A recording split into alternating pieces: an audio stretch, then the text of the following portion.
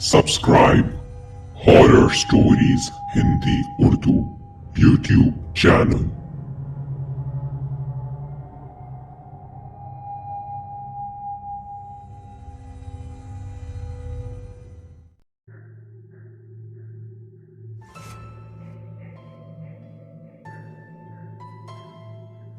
आकांक्षा पेशे से fashion designer थी।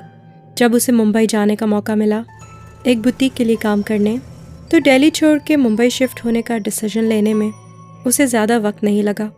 अंधेरी में 2 बेडरूम का फ्लैट भी उसे बहुत ही आराम से मिल गया। फ्लैट उसने सेमी फर्निश्ड ही लिया था, क्योंकि उसका अपना भी काफ़ी सामान था, जो पैकर्स ने उसके पहुंचने के 4 घंटे बाद ही पहुंचा दिया था। पूरा दिन तो सामान को अनपैक करने में ही चला गया, लेकिन उसके बावजूद भी काम कंप्लीट नहीं हुआ। बाकी का सामान उसने अनपैक कर लिया और फिर दूसरे कमरे में सोने चली गई। दिन भर थके होने की वजह से अभी आकांक्षा की आंख लगी ही थी कि उसने एक आवाज़ सुनी, जो उस कमरे से आ रही थी जहां अनपैक्ड सामान रखा था।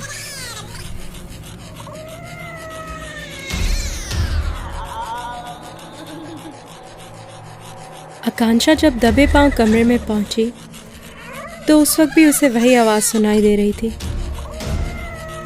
उसने कमरे की लाइट जैसे ही जलाई, उस आवाज़ का आना बंद हो गया।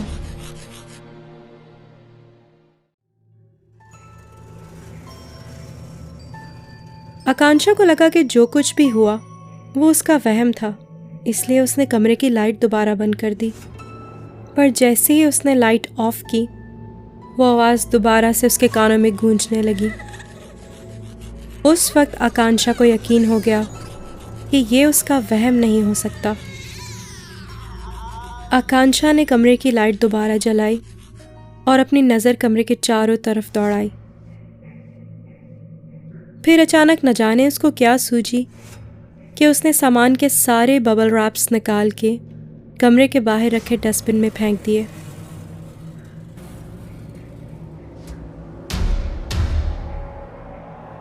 कमरे की लाइट ऑफ करने जब वो दोबारा गई तो उसने ज़मीन पर 2 परछाइयां देखी, जिनमें से एक परछाई चलते हुए कमरे से बाहर चली गई।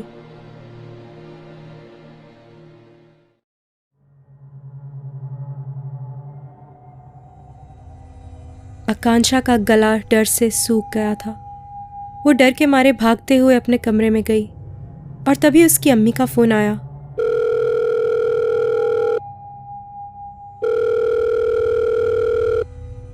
नेटवर्क में शायद कोई प्रॉब्लम होगी, इसलिए 3-4 बार कॉल ड्रॉप हुई और उसके बाद जाके माँ से बात हो पाई। आकांक्षा ने रोते रोते सारी बात अपनी माँ को बताई, जिसे सुन के माँ ने कहा कि बेटा, इसमें घबराने की कोई बात नहीं है। आइंदा से जब भी तुम्हें इस तरह किसी बात पे डर लगे तो घर की खिड़कियाँ थोड़ा थोड़ा खोल देना, ताकि ताज़ा हवा घर के अंदर आए। इससे तुम्हारी तबीयत में बहुत फ़र्क पड़ेगा। और जब भी डर लगे तो हर दिन ये करना। काफ़ी देर अपनी माँ से बात करने के बाद आकांक्षा को भी दिल ही दिल में थोड़ा सुकून मिला और उसकी आंखों में हल्की हल्की नींद बढ़ने लगी थी। तभी उसने फ़ोन रखा और सोने चली गई। अभी रात इतनी ज़्यादा नहीं हुई थी, सिर्फ 11 ही बजे थे। पूरे घर के सन्नाटे को सिर्फ एक ही चीज़ तोड़ रही थी, और वो थी घड़ी की आवाज़।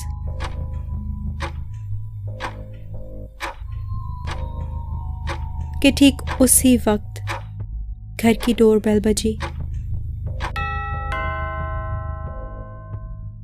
आकांक्षा डरी हुई तो थी ही, और सोच रही थी कि क्या पता कौन हो दरवाजे पर। यही सोच के वो दरवाजे तक गई। घर में सिक्योरिटी सिस्टम इंस्टॉल था। उसने जल्दी से जाके सिक्योरिटी मॉनिटर पर देखा तो उसको लगा जैसे बाहर कोई औरत खड़ी है। बाहर काफी अंधेरा था, इसीलिए कुछ साफ दिखाई नहीं दे रहा था। बाहर कौन है ये देखने के लिए आकांक्षा ने दरवाजे के बाहर की लाइट जलाई। पर जब उसने लाइट जलाई तो अब बाहर मॉनिटर पर कोई नहीं दिखाई दे रहा था।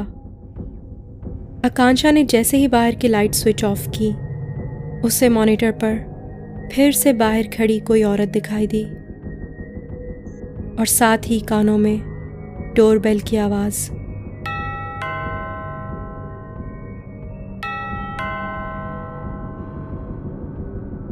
आकांक्षा को तो जैसे 440 वोल्ट का झटका लगा हो। वो तो वहां से हिल ही नहीं पा रही थी और बस पागलों की तरह उस मॉनिटर को देखे जा रही थी, हैरानी से। अब डोरबेल के साथ साथ जोर जोर से किसी के दरवाजे को खटखटाने की आवाज़ भी आकांक्षा के कानों में गूंज रही थी, पर पूरी कोशिश के बावजूद भी वो वहां से हिल नहीं पा रही थी। आकांक्षा का ध्यान तब हटा जब उसके पॉकेट में रखा फ़ोन अचानक बजने लगा।